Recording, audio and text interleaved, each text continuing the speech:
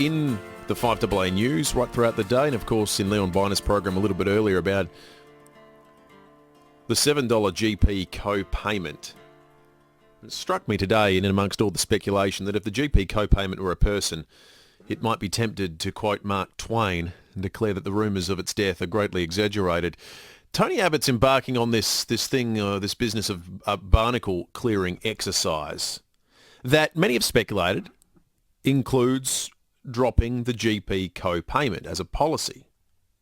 The reality, though, is that the concept of price signalling Medicare services is still going to be on the agenda. And that's the theory that does underpin the concept of the GP co-payment.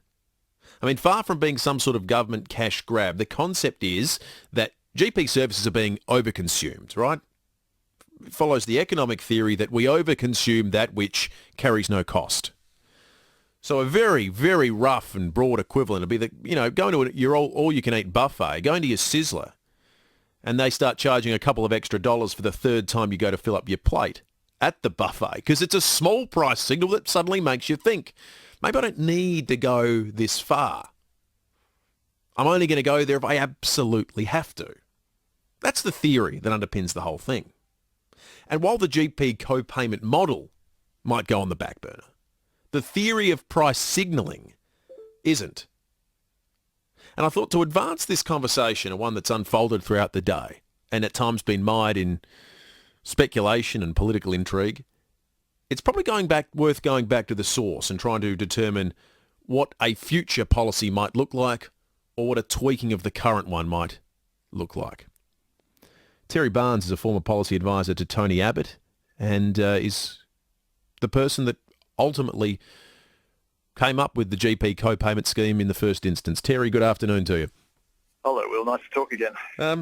Is your co-payment scheme a barnacle?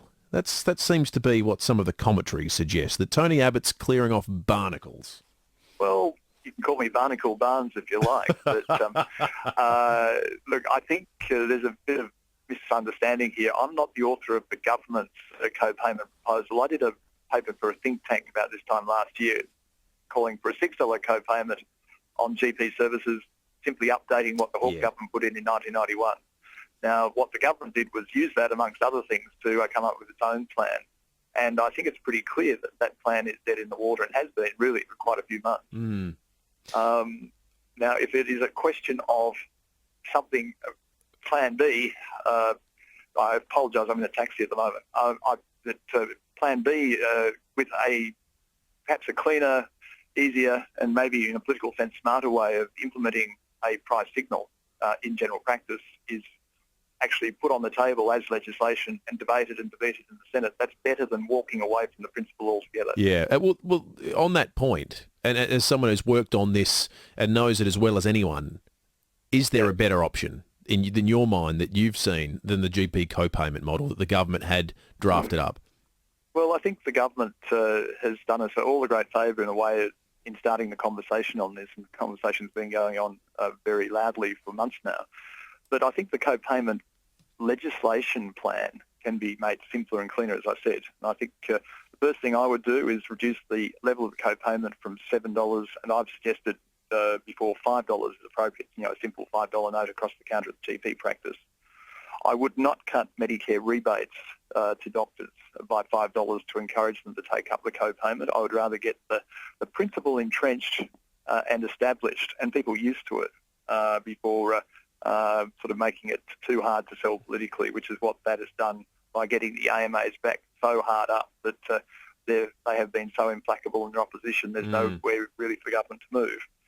And the other thing I would do, particularly as well as guaranteeing a continued fair safety net, is to ensure that it's on GP services only, not pathology and radiology as it is now. So you don't have that risk of cascading co-payments. You go to the GP, you go and get an X-ray, you get a pathology test and so on, and then go back to the GP co-payment after co-payment. I don't think that's particularly fair, and that's an unintended consequence of what the government put on the table. So I think if you do something like that, you've got something that's far more palatable and understandable. Just on the $5 model, what would the breakdown be with regard to what goes to the GP and what then returns as a tax effectively? Well, Well, in the $6 model that I put forward 12 months ago, I estimated it would roughly save about $750 million over 4 years, and that's not a lot of money in the overall scheme of what government spend. But it goes back to what you were talking about in your introduction.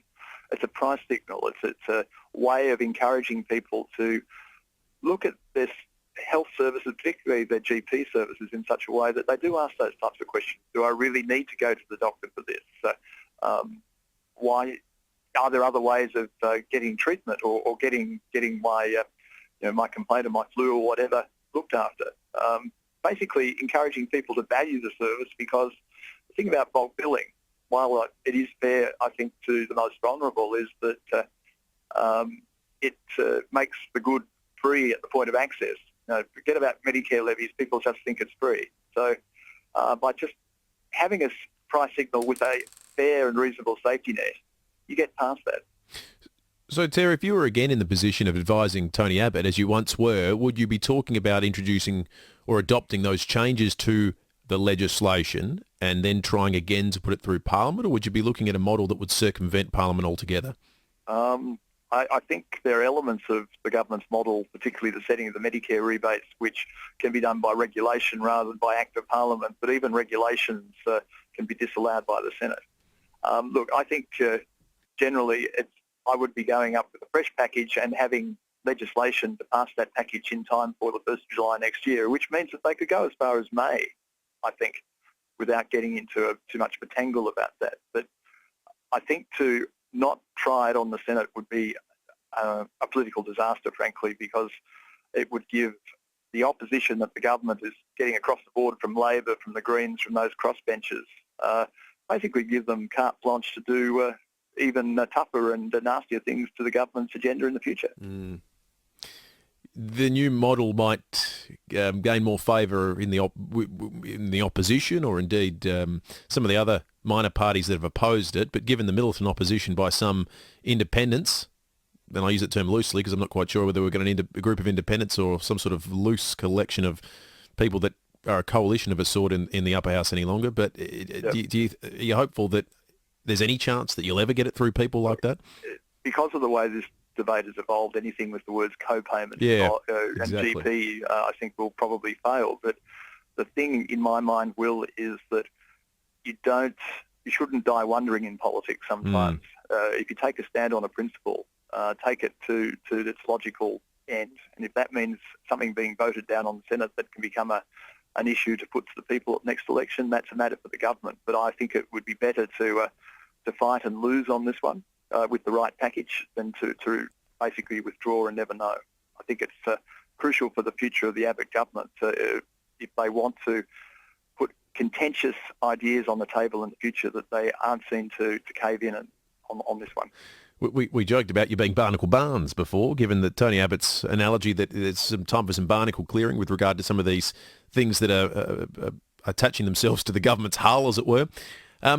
Is that part of the problem here, that the government's fighting battles on too many fronts at the moment and can't give the weight of attention to something like this debate, and therefore it kind of gets lost, some of the detail gets lost? Look, I think with the co-payment and the atmospherics around it, it was driven by budget imperatives rather than necessarily simply making Medicare more sustainable for the future.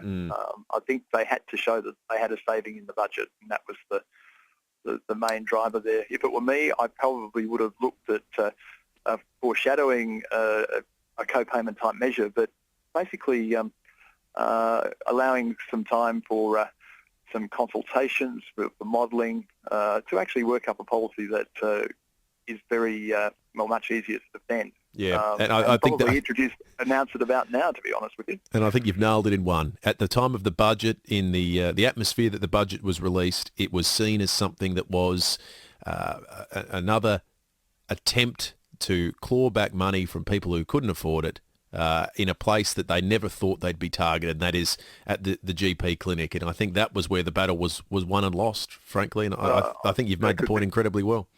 That could be the case, Will, but I think the principle is important. So yeah. It's one of those things that if it was passed and actually got into operation, I think it would be like HEX was with university. I mean, you don't like it, but you get used to it. And I think people would get used to it very quickly, provided it was done in a fair and way, but also that people were brought along with it, that the government explained why it was necessary and what benefits it would actually bring. And I don't think the government perhaps has solved its budget package as effectively as it could in that way. No, I think you're right. Terry Barnes, we really appreciate your time today. I know you've been in demand for your views on how this might be reformed and repackaged and revisited in the future, so we appreciate you taking some time out to chat with us.